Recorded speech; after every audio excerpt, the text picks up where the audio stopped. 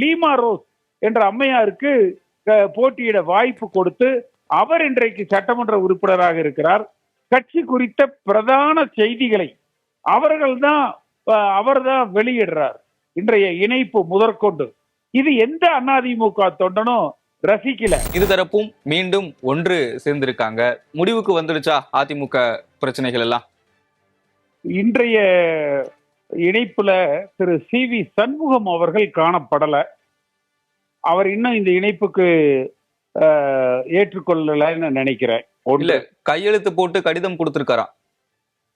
சரி, ஒன்று அவர் விஷுவல்ல அவரோட பேர் இல்ல, அவரோட படம் இல்ல. அடுத்து இப்ப இந்த இணைந்தவர்களை எல்லாம் கட்சி பதவியிலிருந்து திரு எடப்பாடி பழனிசாமி எடுத்திருக்கிறார். அப்படி எடுத்த போது இவர்களுக்கு திரும்ப அதே பதவிகளை கொடுக்க வேண்டும் என்று அவர்கள் கேட்டிருக்கிறாங்க. ஆனா அந்த இடத்துக்கு வேற ஆட்களை திரு எடப்பாடி பழனிசாமி நியமித்து விட்டார். அப்ப இவர்களுக்கு அதை கொடுத்தா புதிதாக நியமிக்கப்பட்டவர்களிடத்துல ஒரு அதிருப்தி வரும். இவர்களுக்கு கொடுக்கலைன்னாலும் இவர்களிடத்துல ஒரு அதிருப்தி வரும். ஆனா எது எப்படி இருந்தாலும் அதிமுகவை பொறுத்த வரைக்கும், திரு எடப்பாடி பழனிசாமி அவர்களை பொறுத்த வரைக்கும் இன்றைக்கும் அவர்கள் சொல்லிக் கொள்வது, இந்த தேர்தலில் கூட திமுகவுக்கும் எங்களுக்கும் இருக்கிற வித்தியாசம் 3% மட்டும்தான், நாங்கள் தான் எதிர்கட்சியா செயல்படுவோம்னு. இதே போலதான் 2021 சொன்னாங்க, 3% வித்தியாசத்துலதான் அவர்கள் ஆட்சிக்கு வந்திருக்கிறார்கள் என்று. ஆனால் ஒரு புது சக்தி உருவாகி இன்றைக்கு தமிழகத்தை ஆண்டு கொண்டு இருக்கிறார்கள்.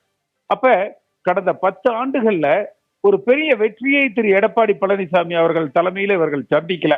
அந்த அதிருப்தி சட்டமன்ற உறுப்பினர்கள் இணைந்திருக்கலாம், கட்சியில் இருக்கிற மாவட்ட பொறுப்பாளர்கள் கூட இணைந்திருக்கலாம். ஆனால் கீழே இருக்கிற அந்த தொண்டர்களுக்கு திரு எடப்பாடி பழனிசாமி மீது ஆன அந்த அதிருப்தி, பொதுமக்களுக்கு வாக்காளர்களுக்கு இவர் தலைமையில் நாம் ஆட்சிக்கு வந்துவிடலாம் என்கிற அந்த நம்பிக்கை இதுவரை துளிர்விட்டதாக எனக்கு தெரியல. எல்லாத்துக்கும் மேல புதிதாக அவர்கள் அந்த லீமா ரோஸ் என்ற அம்மையாருக்கு போட்டியிட வாய்ப்பு கொடுத்து அவர் இன்றைக்கு சட்டமன்ற உறுப்பினராக இருக்கிறார். கட்சி குறித்த பிரதான செய்திகளை அவர்தான் வெளியிடுறார். இன்றைய இணைப்பு முதற்கொண்டு இது எந்த அதிமுக தொண்டனும் ரசிக்கல. ஒரு மாதத்துக்கு முன்பு கட்சியில் சேர்ந்தவர், அவருக்கு உடனே நீங்க வாய்ப்பு கொடுக்கிறீங்க.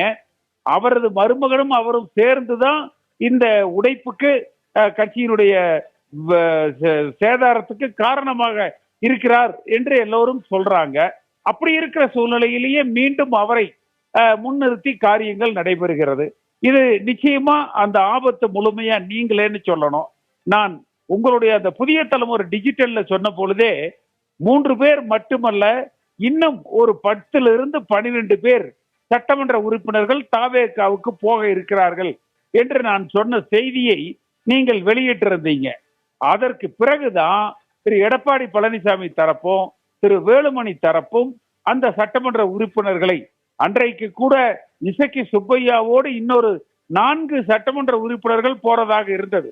ஆனா அதிரடியாக அதற்கு பிறகுதான் இவர்கள் சில நடவடிக்கைகளை எல்லாம் எடுத்து அதை தக்க வைத்திருக்கிறாங்க. அந்த செய்தியை நான் உங்களிடத்துல சொன்னது, நீங்கள் அதை முக்கியத்துவம் கொடுத்து வெளியிட்டதால் இன்றைக்கு ஒரு 12 சட்டமன்ற உறுப்பினர்களை திரு எடப்பாடி பழனிசாமி அதிமுகவில் தக்க வைத்திருக்கிறார். இல்லைன்னா இன்னொரு 12 சட்டமன்ற இடைத்தேர்தலும் தமிழகத்துல வந்திருக்கும். என்ன பேசி சமாதானப்படுத்தி இருப்பார்? தாவேகாவுக்கு போக முடிவெடுத்திருந்த அந்த எம்எல்ஏக்களை என்ன பேசி சமாதானப்படுத்தி தங்கள் பக்கமே நிறுத்தி இருப்பாரு? எவ்வளவு கொடுத்து பண்ணியிருப்பாருன்னு தான் நம்ம கேட்கிறோம். உங்களுக்கு புரிஞ்சிருக்குன்னு நினைக்கிறேன். அவர்களுக்கு இருக்கிற அதிருப்திகள் முழுமையாக நீங்கி விட்டதாக பார்க்க முடியாது. தாங்கள் பதவி பறிபோய்விடும், டிஸ்குவாலிபிகேஷன் வந்துரும் என்பதற்காக இப்ப சரண்டர் ஆயிருக்காங்கன்னு எடுத்துக்கலாம். சரி, இப்ப எஸ்பி வேலுமணி போன்றவர்கள்லாம் மீண்டும் கட்சியில இணைந்திருக்காங்க. ஏற்கனவே இவங்க எடப்பாடி பழனிசாமி அவர்கள் தலைமையில 2ஆம் இடத்துல 3ஆம் இடத்துல இருந்தவங்க இப்ப மீண்டும் இணைஞ்சிருக்காங்க. நீங்க அந்த கட்சியில 2 நாட்கள் பயணிச்சிருக்கீங்க. இப்போ இவங்க மீண்டும் சேரும் போது அதே முக்கியத்துவம் கட்சியில இருந்து தரப்படும்னு நினைக்கிறீங்களா? இல்ல, நிச்சயமா சமயம் பார்த்து எடப்பாடி பழனிசாமி கால வாடுறதுல சமர்த்தன்.